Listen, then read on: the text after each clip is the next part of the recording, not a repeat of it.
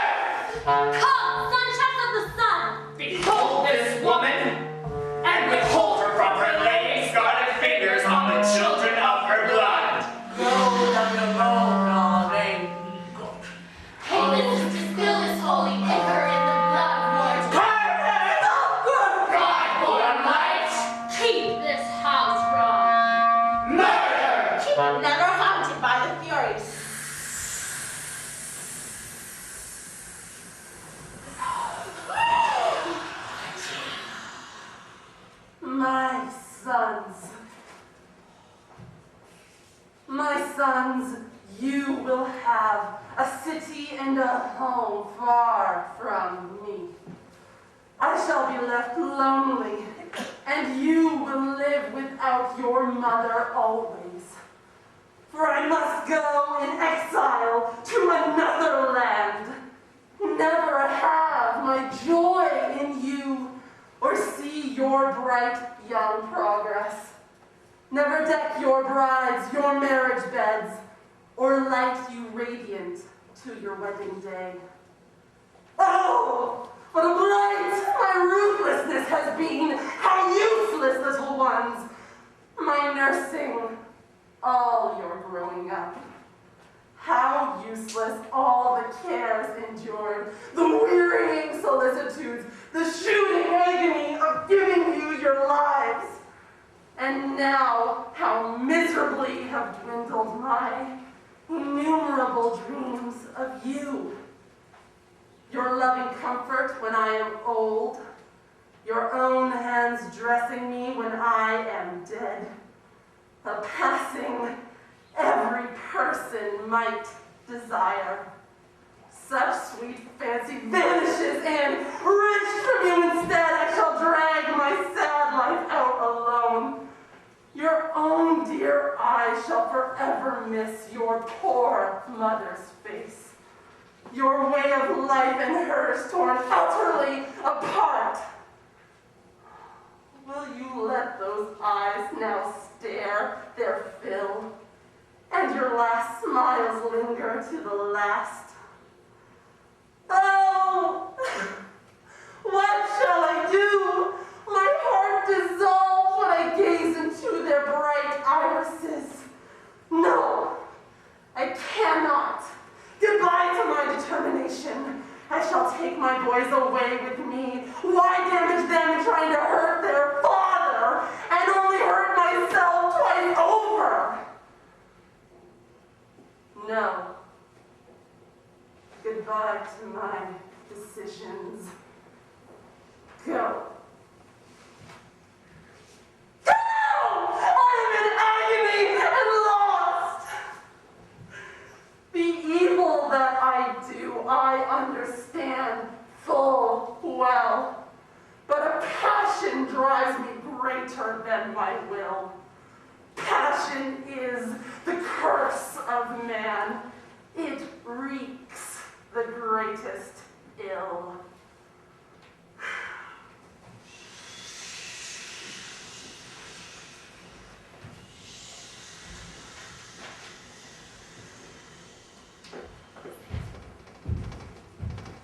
Were those birth pangs? Wasted bearing? Children's birth pangs? Wasted birth?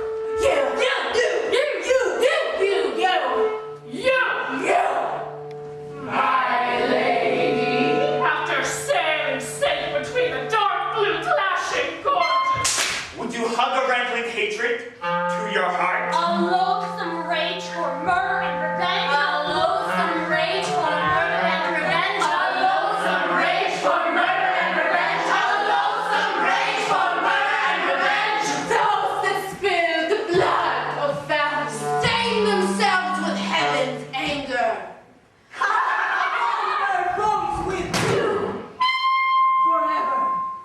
No, friends, there is no way out.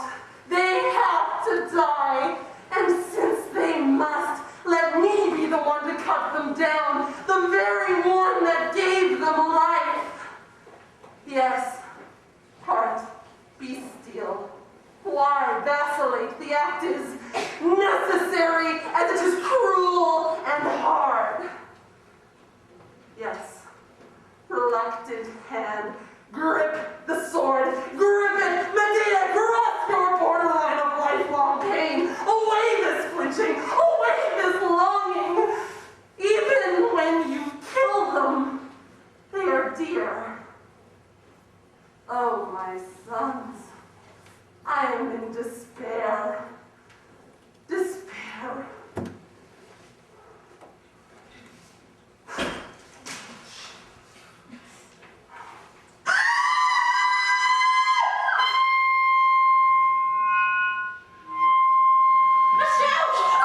A shout from the boys!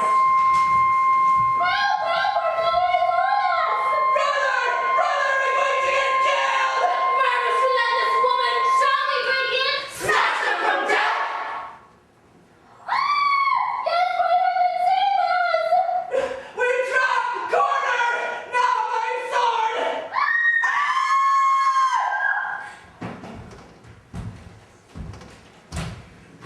of stone, Heart of iron. disconsolate woman, Ready to kill. the seed of your hand with the hand that tilled. One mother only. One I know. Murderously handled the fruit of her womb. I know the maniac, God-driven one. Whom Zeus his wife drove out to Rome.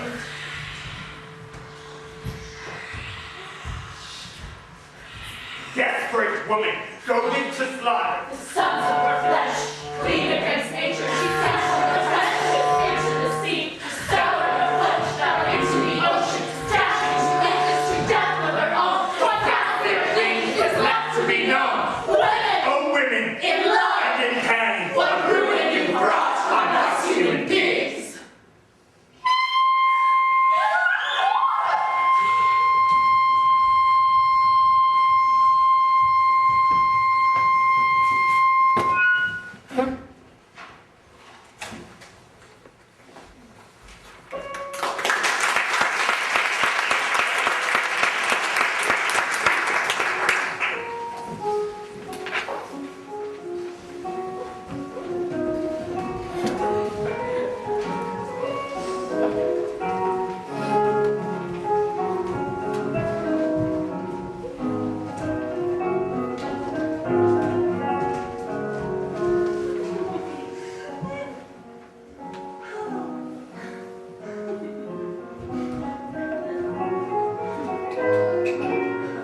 Oh, sweet wall, show me a chink to blink through with mine eye.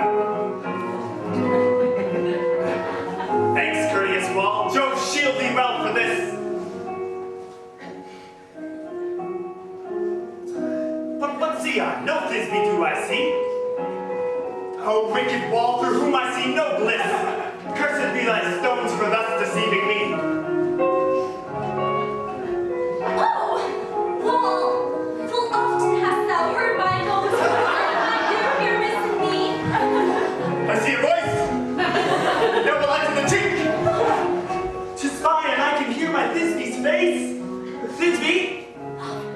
My love! Thou art my love, I think. Oh, kiss me through the hole of this vile wall. I kiss the wall's hole, not your lips at all. Wilt thou at Ninny's tomb meet me straightway? Tide life, tide death, I come without delay.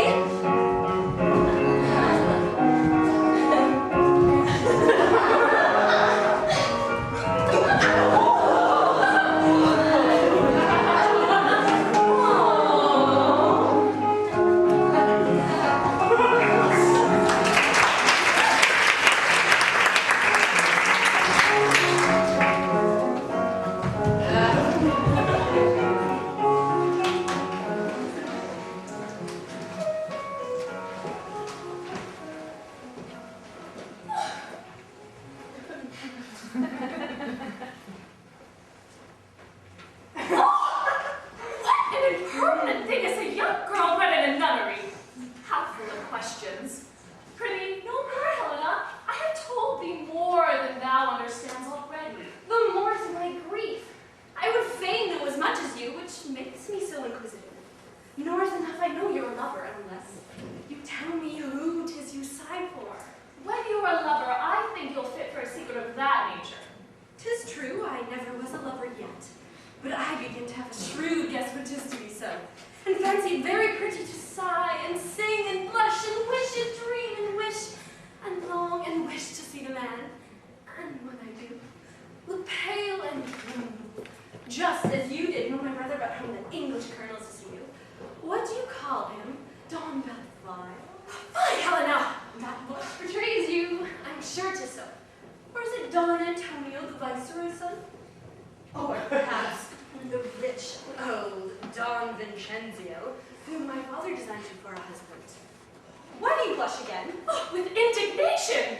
And how near soever my father thinks I am to marrying that hated object.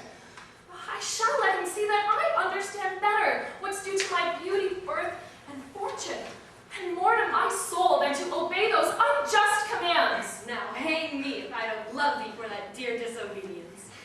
I love mischief strangely, as most of our sex do who come to love nothing else. But tell me, dear Florinda, don't you love that fine Inglese? For I vow, next to loving him myself, 'twill please me most that you do so. For he is so gay and so handsome. Helena, a maid designed for a nun ought not to be so curious in a discourse of love. And dost thou think that ever I'll be a nun? Well, at least till I'm so old I'm fit for nothing else? Faith, no, sister. And that which makes me long to know if you love Belvile is because I'd hope ye have some mad companion other that will spoil my devotion. Nay, I'm resolved to provide myself this carnival. There e'er be a handsome brother fellow of my humor above ground. Oh, pray be not so wild. Now, you have provided yourself with a man you take no care of for me. Prithee tell me, what dost thou see about me that is unfit for love?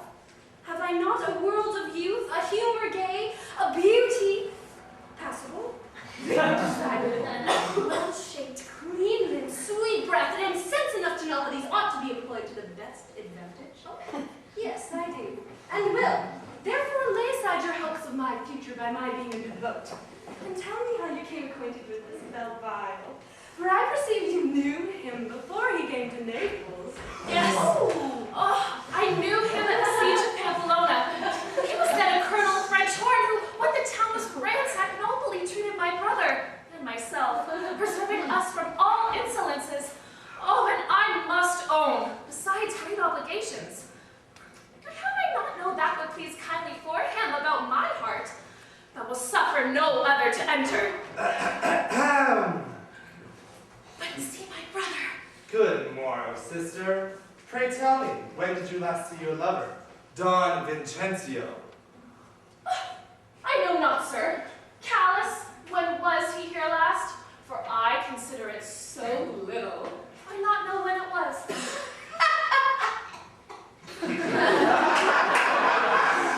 I have a command from my father to tell you you ought not to despise him. A man of so vast a fortune and such a passion for you. Callous, my thing. Oh, a passion for me? 'Tis more than I e'er saw, or he had some desire should be known. I hate Don Vincencio, sir, and I shall not have someone so dear to me as my brother follow the ill customs of our country and make a slave out of his sister and my father's will, which I'm sure you may divert. I know not how dear I am to you, sister, but I pray only to be held in your esteem equal to the English Colonel Belvile. Why do you frown and blush? Is there some guilt that belongs to the name of that cavalier?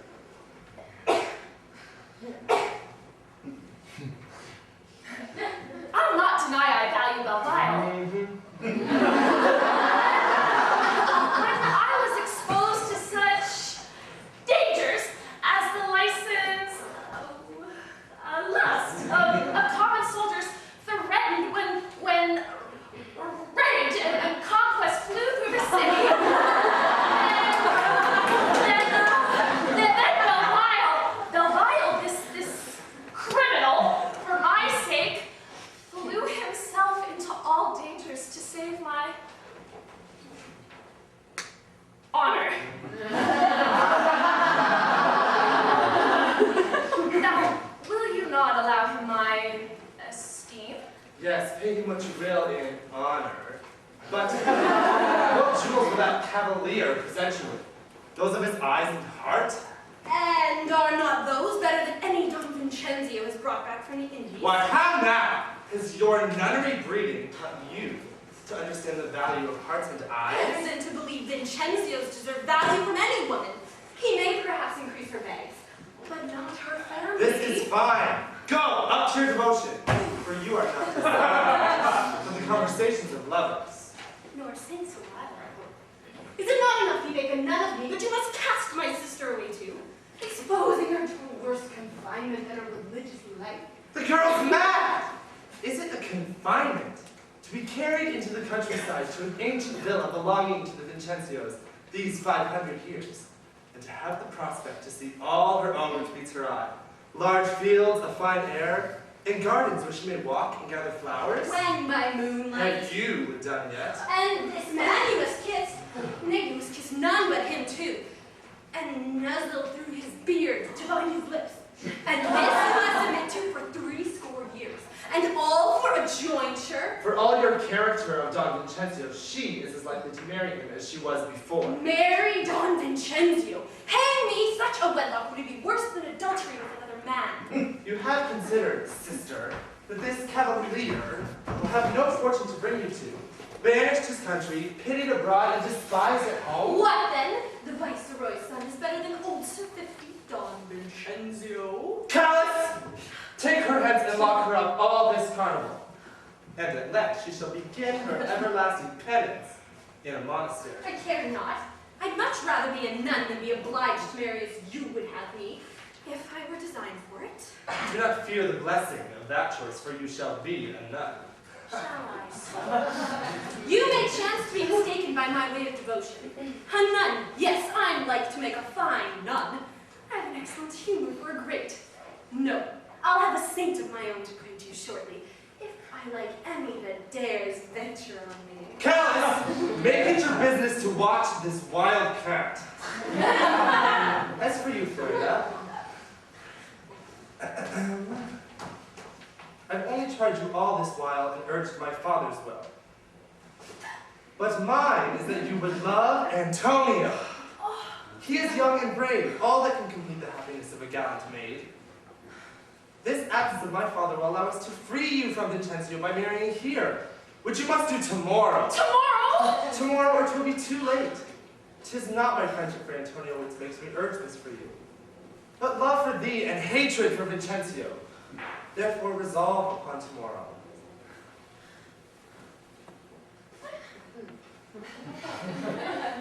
I shall strive to do so as shall become your sister. I'll both believe and trust you. Adieu.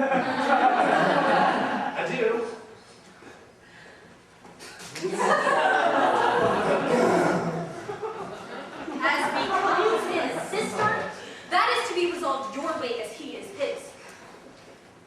I near till now perceive my ruin near. I have no defense against Antonio's love. He has all the advantages of youth, the moving arguments of youth and fortune. But, hark you, Callus, you'll not be so cruel as to lock me up indeed, will you? I must obey the commands I have. Besides, do you consider what a life you are going to lead? Yes, Callus, that of a nun.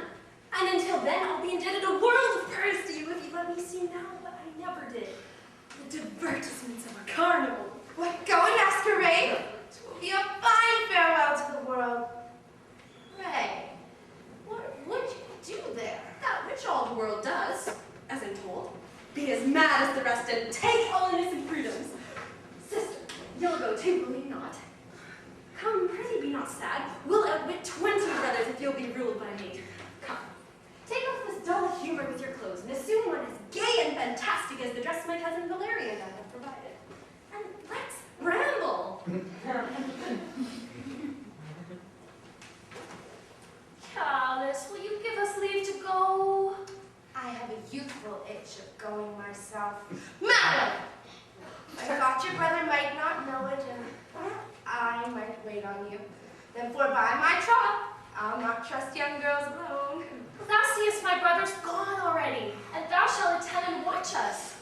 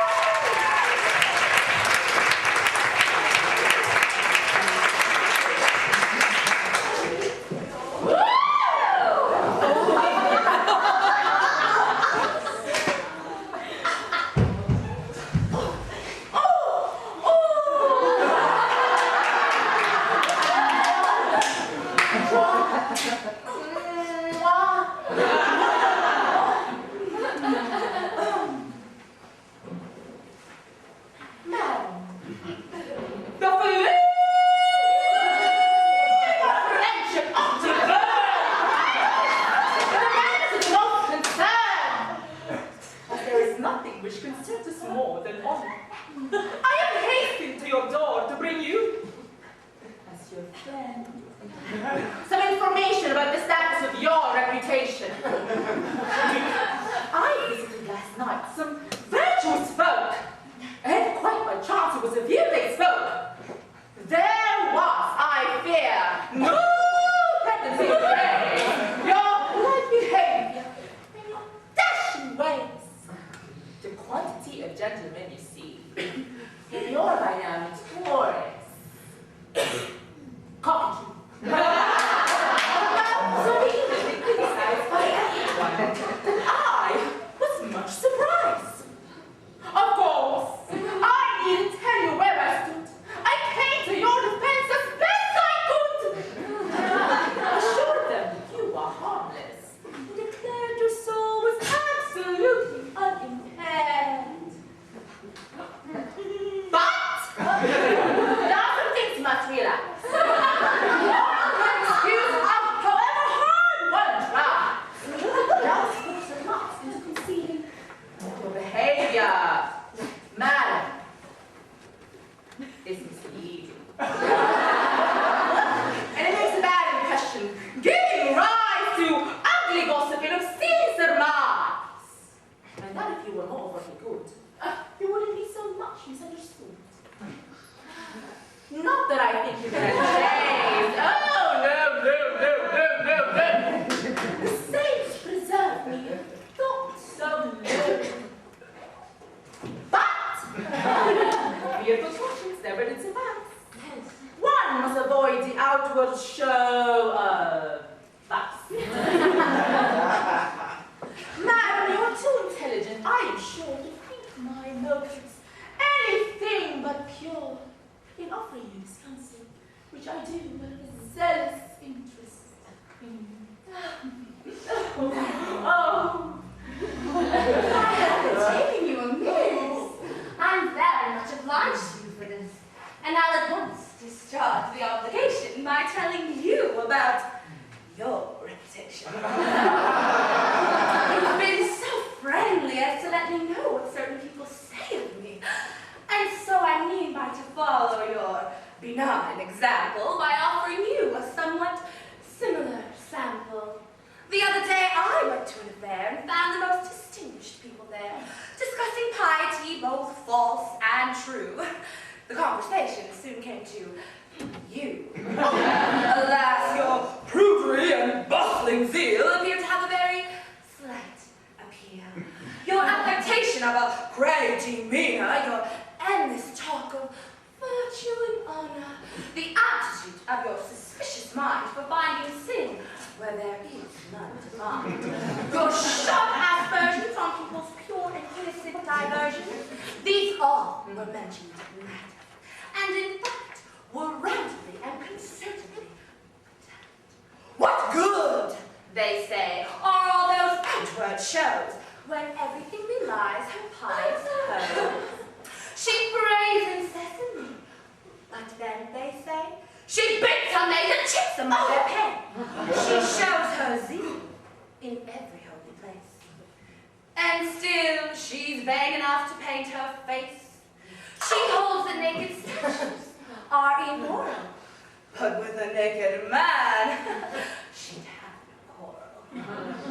Of course, I said to everybody fair that they were being viciously unfair, but still they were disposed to criticize you.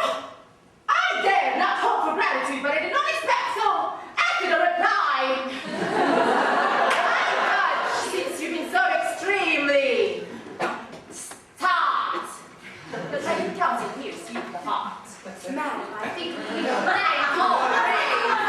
according to our taste and length of days. There is a time of life for coquetry, and there's a season too for prudery. When all one's charms are gone, it is, I'm sure, good strategy to be devout and pure. It makes one seem a little less forsaken. Time brings all things. Perhaps I'll take the road you've taken. Time I have aplenty, and see no cause to be proved at 20. Oh, you give your age in such a gloomy tone. Take those ancient realms. We are not so far apart in so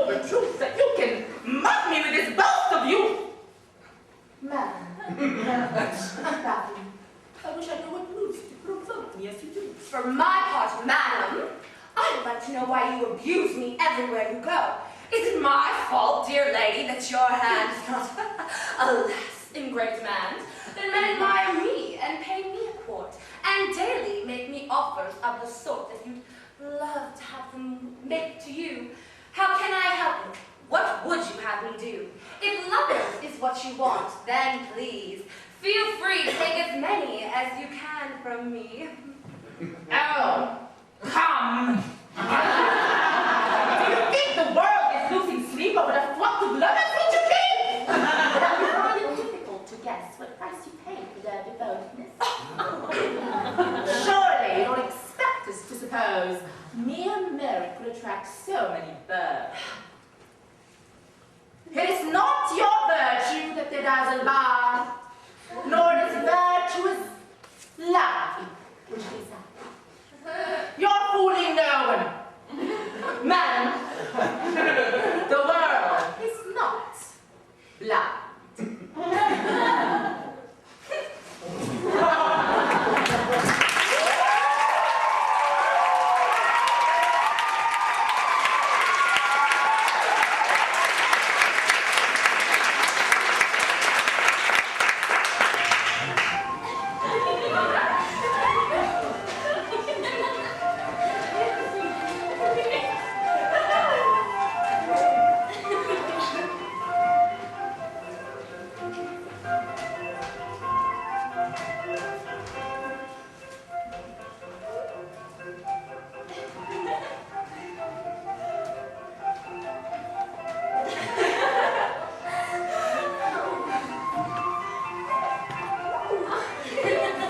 Marie-Antoinette!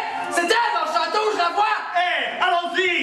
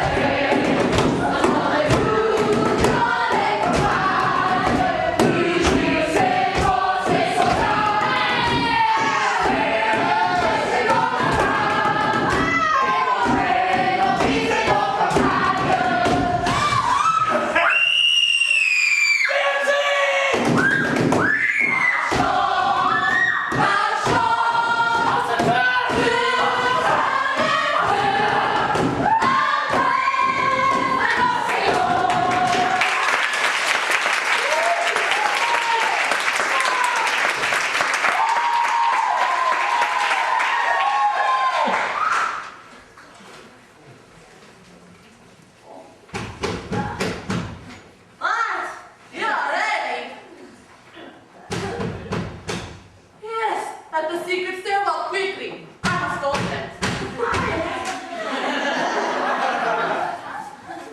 Good evening, handsome fellow. What? Lord Hernani? It's not you?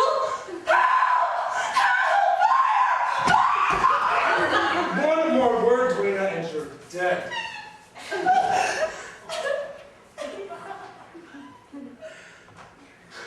Are these the private quarters of Don Yasol, who's betrothed to marry her uncle, the old Duke of Pastrana?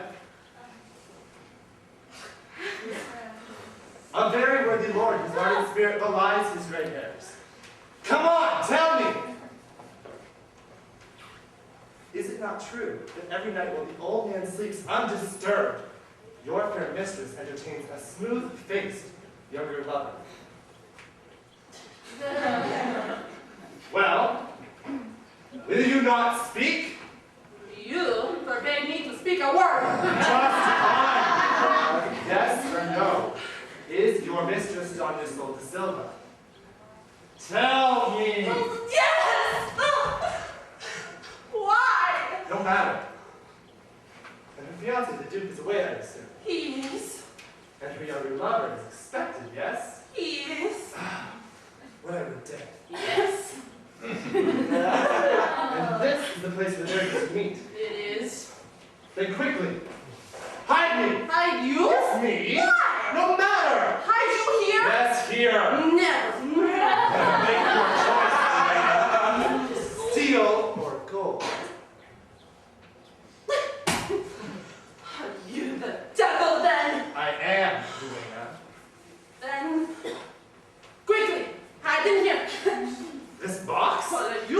did leave. Is this the cupboard which you keep the broomstick you ride on? Oh, a man here. So that is a woman that your mistress was expecting. Heavens, I hear Don Yusel coming. Quickly, my lord, shut the door. Remember, Drea, one word and you die. Who is this man? What if I called out? Who would hear me? Apart from my mistress and I, the palace is asleep. What if the other one comes? It is a fair. He wears a trusty dagger, and may God preserve us from hell. At least he's no thief. Josepha! Oh, my lady! I fear something's happened. Her nanny should be here. Here he is coming up now. Quickly, before he knocks. Hurry! Nanny! Don Yusel, is it you? Is this your voice? Why does fate keep us so far apart? I have such need of you to make me forget all else. Oh, heavens, your cloak is drenched. It must be pouring. I don't know. You must be...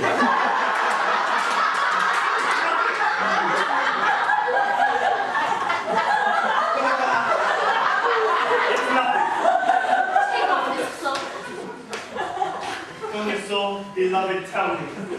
When you lie asleep so innocent and pure, when happy sleep half opens these lips and with its finger closes these sweet eyes, does not some angel tell you how dear you are to a wretch whom all the world abandons and rejects? Oh, you are very late, my lord. But tell me, aren't you cold? Not when I am close to you. When a raging fire of jealous love burns in my veins, when my heart swells full of its own storms, what can the clouds above us do though they hurl down thunder and lightning? Give me your cloak. And your sword, too. No. For this is my other love.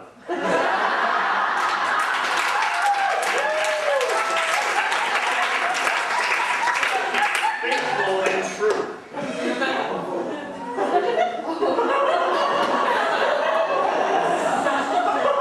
Don Yusel, the old duke, your future husband, your uncle, is not here. No, this hour belongs to us. 1 hour, is that all?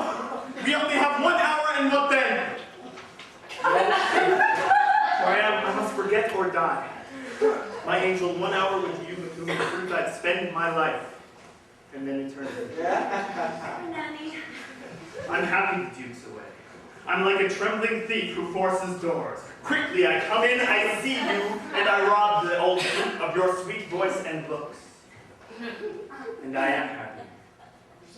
Though doubtless you deny me even a single hour. Calm Despite- yourself. Josepha, dry this cloak. Come here. So the duke is away from the castle then. How grand you look. He is away. Dearest, let us not think about the Duke. Yes, do let us think of him. This old man who loves you, who wants to marry you. He stole a kiss from you the other day. What? Not think of him? Is that what's driving you to despair? A kiss on my forehead. An uncle's kiss, a little more than a father's. No, a lover's kiss. A husband's. A rival's. Soon you'll belong to him. Do you think of that?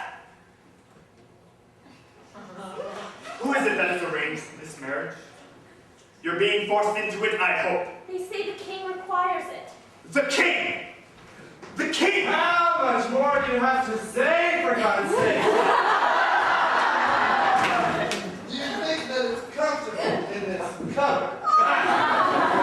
Who is this? Oh, heavens, help! Quiet on your soul. Whenever I'm here, whatever happens, never call for other help but mine.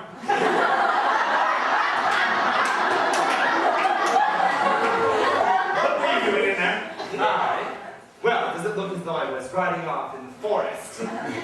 He who adds insult to injury risks making his heirs laugh too. To each his turn, let us speak frankly, sir. I swear I'll send you out the way I come in. We shall see about that. I offer the senorita my love. Let us share her. I've seen in her unblemished soul so much love, goodness, and tender feeling that she, I'm sure, has more than enough for two. Now, tonight, hoping to bring my enterprise to a satisfactory conclusion, I steal in here, mistaken for you, I believe, hide, and I must admit, listen too. I didn't hear anything, though I stifled marvelously. And then, I was crumpling my French vest, so by Jove, I had to come out.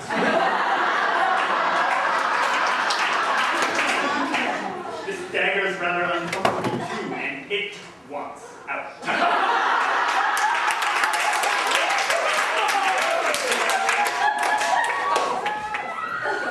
Defend yourself! Her nanny, sweet heaven! Calm yourself, Senorita.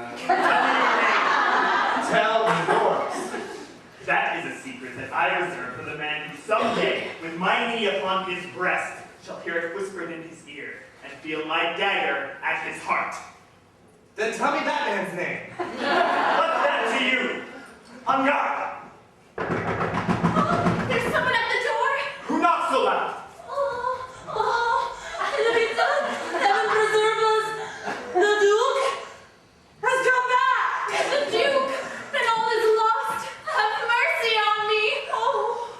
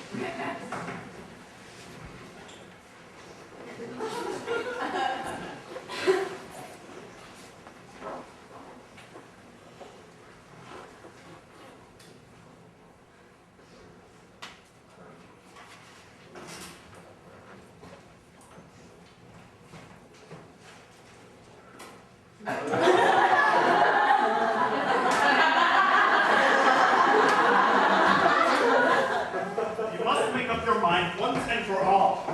Time won't stand still. The question, after all, is quite simple. Do you agree to lease the land for summer cottages or not? Answer in one word, yes or no. Just One word. Who is it that smokes those disgusting cigars around here? Now that the railway line is so near, this made things convenient. We went to town and had lunch. We walked to the center. I feel like going into the house and playing one game. Later. Just one word. Do give me an answer. How's that?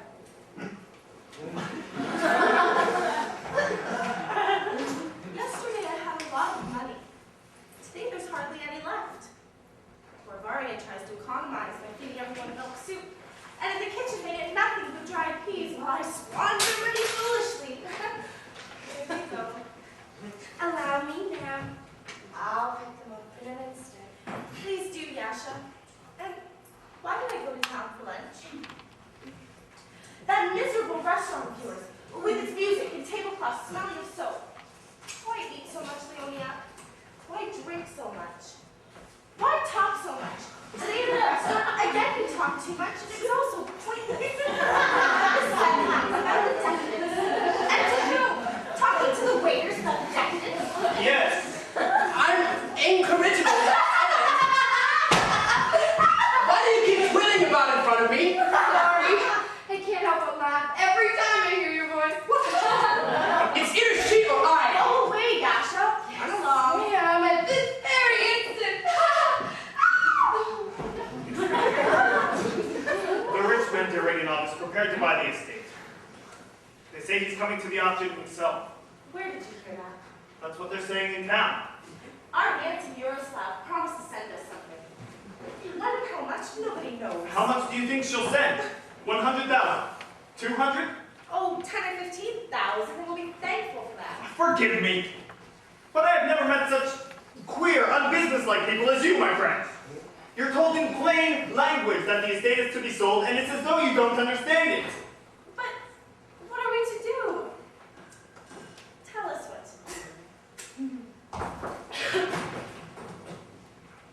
I tell you, every day. Every day I say the same thing. Both the cherry orchard and the land must be leased for summer cottages. And it must be done now, as quickly as possible. Try to understand. Once you definitely decide on the cottages, you can raise as much money as you like. Then you're saved. Cottages? Summer people?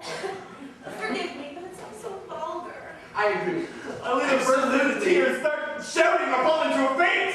I can't stand this. You've worn me out. You're an old woman. How's that? An old woman. No, don't go. Stay, my dear, please. I beg you. Perhaps we'll think of something. What is there to think of?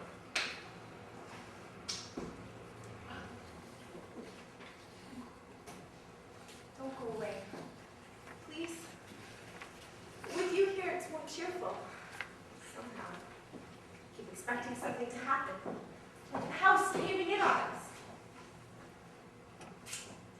Double rail shut to the corner.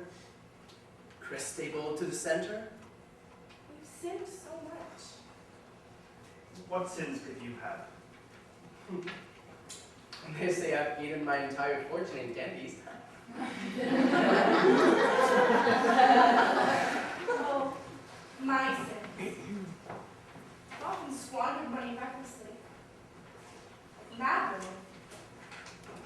Like a married man who did nothing but amass debts. My husband died from champagne. Drank terribly. And to my sorrow, fell in love with another man. Lived with him. And just at that time, my first blow to the head. My little boy was drowned. Here. In this river. And I went abroad. I went away for good, never to return, never to see this river. Closed my eyes and ran beside myself. And he after me. Callously, without pity. I bought a villa near Mentone because he fell ill there. And for 3 years I had no rest, day or night. The sick man wore me out. soul dried up. Then last year, when the villa was sold to pay my debts, I moved to Paris, and there he stripped me of everything, left me for another woman. Tried to poison myself.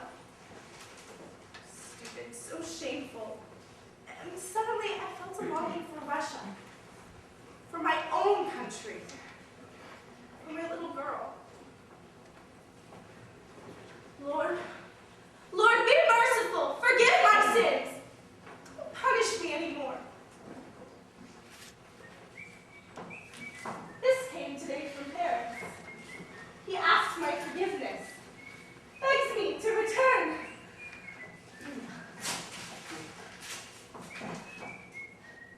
Do I hear music? It's our famous Jewish band. Remember? Four violins, a flute, double bass. They're still in existence. We have to send for them sometime to give a party. I don't hear anything.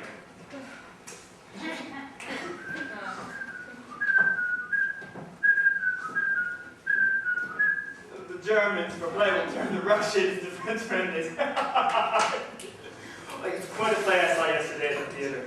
It's very funny. There was probably nothing funny about it. Instead of going to the theater, you ought to look at yourselves a little more often. How drab your lives are. How full of futile talk. Yes. I must say this life of ours is stupid. My father was a peasant, an idiot. He knew nothing. He taught me nothing. All he ever did was beat me when he was drunk, and always with a stick. As a matter of fact, I'm as big a blockhead and idiot as he was. I never learned anything. My handwriting's disgusting. I write like a pig. I'm ashamed to have people see it. You ought to get married, my friend. Yes, that's true. Maria, she's a nice girl. Yes. She's a girl who comes from simple people and she works hard all day long. But the main part is she loves you. Besides, you've liked her for a long time now. I have nothing against it. She's a good girl. I've been offered a place in the bank, 6,000 a year. Have you heard? How could you? You stay where you are. If you please, sir, put this on. It's down. You're a best old woman. Never mind. You went up this morning without telling me. How you have aged, Fierce. Oh, what do you wish, madam? She says you've grown very old. I lived a long time. They were arranging a marriage for me before your papa was born. I was already a head housekeeper when the emancipation came. At that time, I couldn't consent to my freedom. I stayed with the masters. I remember everyone was happy, but what they were happy about, they themselves didn't know. It was better in the old days. At least they flogged them. Of course, the masters kept to the peasants. The peasants kept to the masters. But now they have all